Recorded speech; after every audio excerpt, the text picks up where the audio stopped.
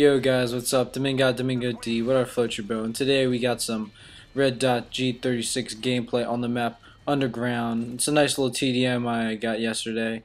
And as I said in the video before, gameplays are kind of hard to find, so the best one I can get, I'll post it up.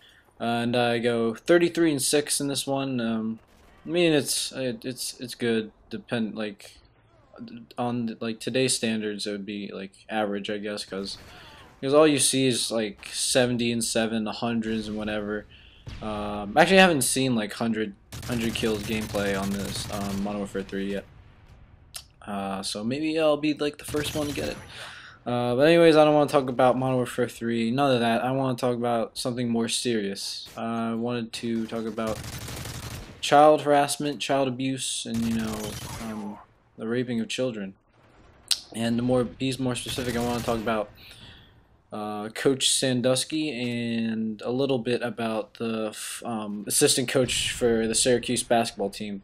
So if you guys didn't hear or didn't see it about the Coach Sandusky stuff, basically what happened is Coach Sandusky just I don't know, yeah, he abused a lot of children, and he just touched them inappropriately, and I think he had butt sex with like one that's why I read in the grand jury report.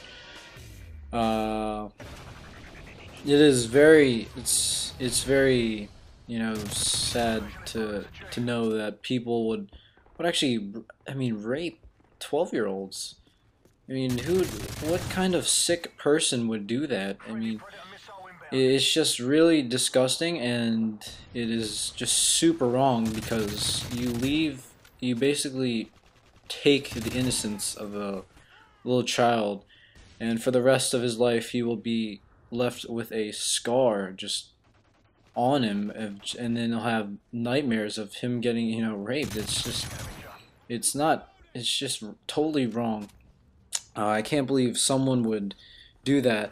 And what's even, more surprising is that how this whole thing was hidden for like at least a decade. I think I think Sandusky like started in like the 1990s, and no one ever like told like the upper authorities. And I think what happened one night, what happened is that Sandusky and a child from the, I think, the Second Mile or whatever. It's like a foster child foundation that Sandusky made, and that's basically where he got all like the little boys that he touched. I mean, they have nowhere place to hide, so he took them in, and he let them stay at his house, and he gave them like all sorts of gifts, to bring him in.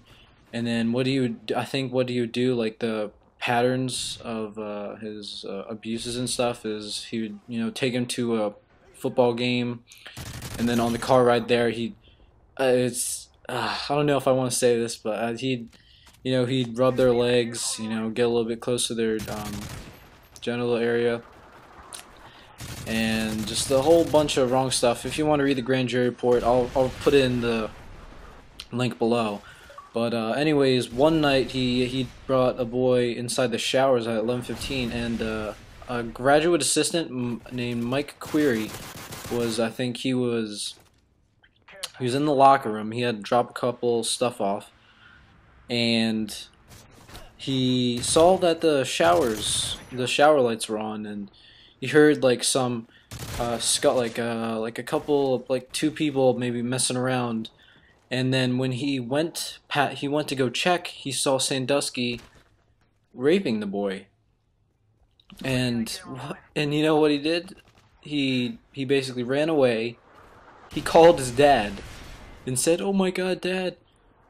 Oh, what? Sandusky's raping a child. What should I do?" And then I think the dad said, "Come to me," or something like that, or just come over and we'll talk about something like that. And tell Coach Paterno. And there's definitely something wrong with that picture. I mean, first of all, why would you call your dad after, like, call your dad after seeing a little boy get raped. One, you shouldn't do that. In any situation like that, what a person should do is basically push the guy raping the child, get the child to safety for a little bit, and then just totally beat the I won't curse. Totally beat the crap out of that guy, because I mean, I would just lay a can of whoop. God, it just amazes me why you would do that. But yeah, that's the whole shower thing. So I think the next morning, it was like Saturday or Sunday morning, McQuarrie went to Paterno to talk about the what happened in the shower, and and he basically told him that they were at horseplay and stuff like that, and he never told Paterno about the anal sex that the little boy in Sandusky had. And from that, I think Paterno told the other authorities, and then from that, it just completely stopped. His upper authorities did not tell anybody, and from there on, I think it just went quiet. And it's just I don't know what it is. It's amazes me how they didn't tell anybody, like tell the police. I mean, in any situation like that, you would always want to call the police about it.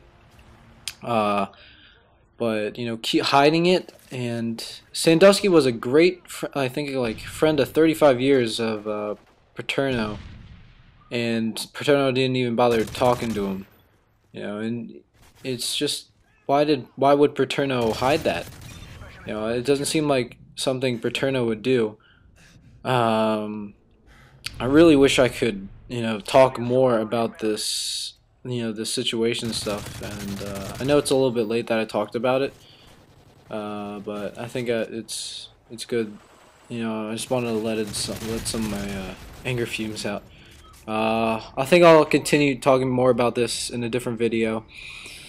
But my God, it's just amazing what people do these days.